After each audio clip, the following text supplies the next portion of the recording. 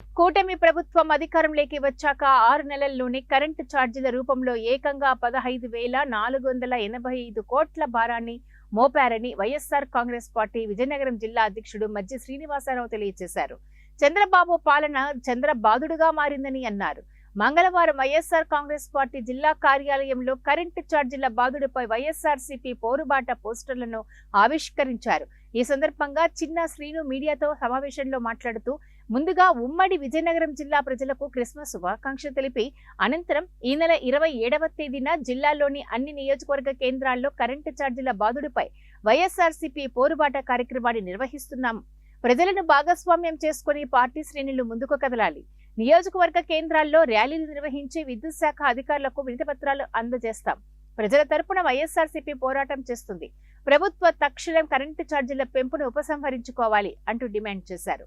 ఉమ్మడి విజయనగరం జిల్లాలో 7 అసెంబ్లీ నియోజకవర్గాల హెడ్ క్వార్టర్స్ లో ఈ నెల 27వ తేదీ శుక్రవారం ఉదయం 10 గంటలకు ర్యాలీ ప్రారంభమై పవర్ ఆఫీస్ వరకు కొనసాగుతుందని మజ్జి శ్రీనివాసరావు స్పష్టం చేశారు.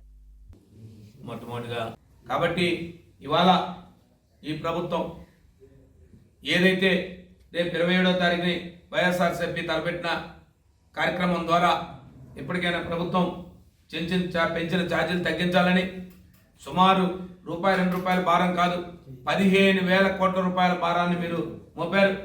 ఈ మోపిన భారాన్ని తక్షణమే తగ్గించాలని చెప్పి ఏదైతే మా నాయకుడు డిమాండ్ చేస్తున్నాడో దానికి అనుగుణంగా రేపు ప్రజలందరం కూడా మమేకమై ప్రజలందరినీ కూడా కలుపుకొని రేపు మేము విద్యుత్ అధికారులకి మెమరాండం సమర్పిస్తాం.